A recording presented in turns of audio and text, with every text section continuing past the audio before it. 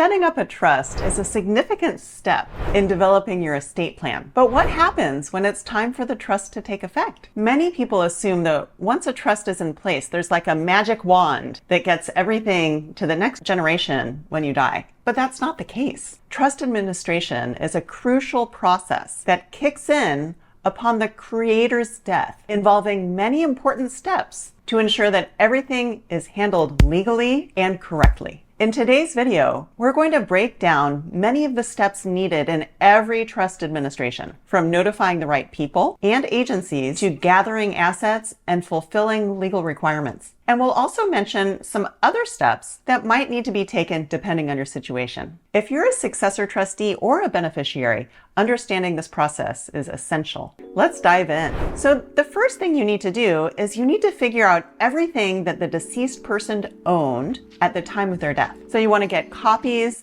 of the bank and brokerage statements, find out what real properties they owned, their tangible personal property, everything like that. Hopefully, the deceased person has kept a list of all of the assets that they have. And so this should also make you think, hey, I should keep a list myself. If they didn't keep a list, you might have to do some sleuthing. This might involve calling a bank that you think they might have had an account at, or maybe you wait by the mailbox for the bank to send in a monthly or quarterly statement. Or perhaps they have some accounts online, so you log in and you try to find their accounts online. We call this process marshaling the estate. You're collecting all of the assets. The next thing we need to do is typically to send out some notifications. We need to notify the Department of Healthcare Services. This is the entity that runs Medi-Cal. So Medi-Cal is always entitled to a recovery from assets that you might hold upon your death. Now, a lot of people have not received Medi-Cal benefits, but if they have,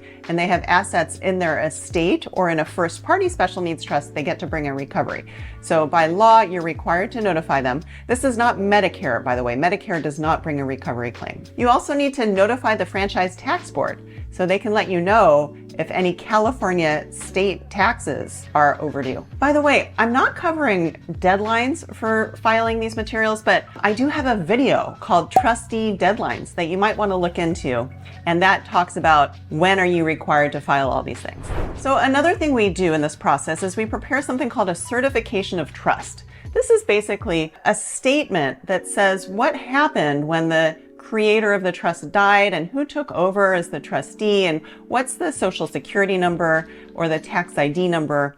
And that's what you submit to the bank to let them know that now you're in charge of managing things. You also want to check for unclaimed property. You can go to the California State Controller's Office website and search for unclaimed property. Usually when an entity holds property for 3 years or more and it's not claimed, that's where those assets will go. Now, you'll want to look in the trust to see what is the survivorship period. So what does that mean? That means how long does somebody have to live after the creator died in order to inherit their own assets? For example, some survivorship periods are only 5 days. Some are 30 days, some are 3 months, some are 6 months. We create survivorship periods so that if people die within a really close time of each other, we don't have to do 2 trust administrations in a row. It just skips that person. So let's say the parent died on November 1st, and then one of their children died on November 5th. It doesn't have to go to the child's estate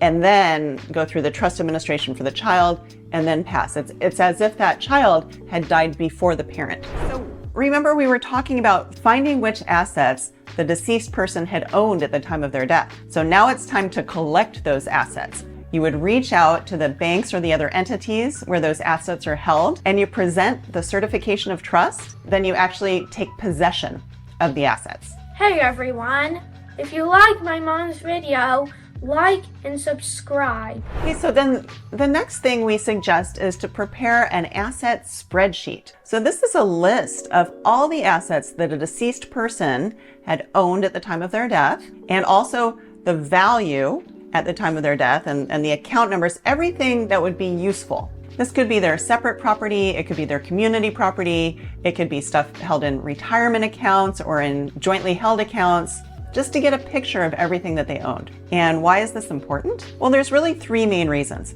If this was a couple and it was the first person to die, the first spouse to die, then you want to make sure that For the surviving spouse, everything is all lined up. So we want to know how things are titled, what is owned, so there's no mess when the surviving spouse dies. The second thing that I think is even more important is that the accountant of the deceased person may be filing an income tax return, and they're going to ask for a list of all of the, or they should ask, for a list of all the different accounts that the deceased person owned, so they can make sure that they're accurate in reporting all of the income and dividends that have been generated. And finally, we want to establish the new cost basis of all of the accounts. So you can watch my video on capital gains taxes for more about this, but basically everything that you own at the time of your death gets a step up in the cost basis. So it's as if, if you owned something that was valued at $1 and then it went up in value, and at the time of your death, you died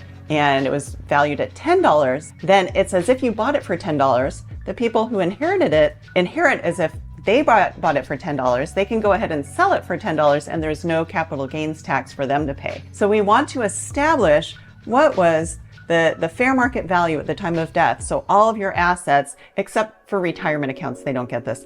All of the other assets can get a step up in cost basis. Okay, so if there are distributions to be made after the creator has died, then this is a good time to make those distributions. I always recommend having distribution receipts for the inheritors to sign to acknowledge that they've received what they should have gotten from the trust, so that if they turn around later and they say, hey, I never received that, you can point to it and say, look, you signed it, you did. So those are the things that just about everybody needs to do in a trust administration process. But there's also more things that you might need to do. So let's say that a trust has become irrevocable. That could be like if there's a couple and the first spouse dies and the trust splits into two subtrusts. There's an A trust and a B trust. The B trust is usually called the exemption trust or the bypass trust or just trust B. That trust is irrevocable, and we need to do a few things for the irrevocable trust. Also, if there's a single person who died and their trust becomes irrevocable after they die, so nobody else can change it or mess with it, and then it's to be distributed, these are things you need to do. So first, you need to send notice to the beneficiaries of the trust. And this is a notice that says, hey, a trust became irrevocable and you are a beneficiary. So also, heirs are entitled to this notice. So if somebody has disinherited a child, for example, the child is still entitled to the notice. And typically, they're all entitled to a copy of the trust as well. And then the notice starts a statute of limitations period running. So after a certain amount of time, which would be 60 days, if they've received a copy of the trust, or 120 days if they didn't receive a copy of the trust. It's basically speak now or forever hold your peace. So that's a very important notice to send out. And then also, if a trust has become irrevocable, you need to get a tax ID number for that trust. You can't rely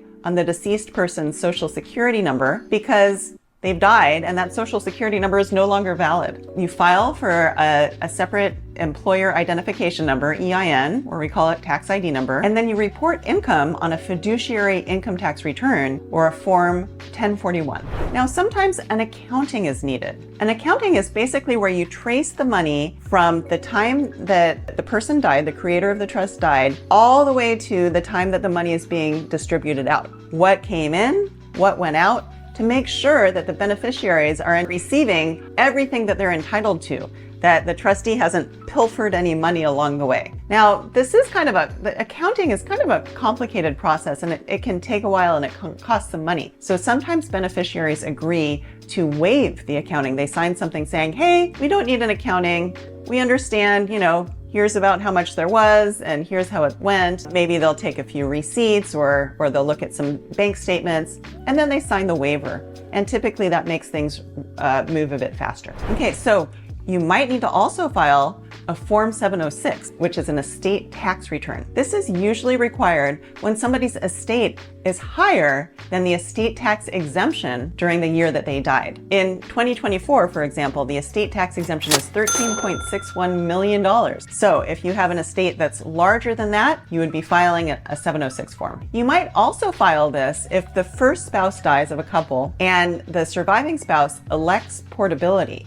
Right, the surviving spouse wants to port or transfer all the unused estate tax exemption from the deceased spouse to the surviving spouse. There's a little check box that you need to check on the 706 form to do that. And I talk more about these forms in my video all about estate taxes. Okay, that's so many things. And I have to warn you, there's a couple of things we haven't talked about at all, which I'm going to talk about in future videos. For example, what do we do with real property? I'm going to talk about how to dispose of real property during a trust administration in another video. And also sometimes the deceased person's trust can have a subtrust that springs into being at the deceased person's death. And I'm going to talk about how to create that subtrust, how to make that live and how to set it up. So that's a lot of steps. I sure wish a magic wand could work for this process. But if you're a successor trustee, hopefully you can see from this how important it is to get professional help from someone like us, like our firm, to step in and guide you through this complicated process. Thanks for listening. Hello everyone. If you liked my mom's video, don't forget to like and subscribe. See you all next time.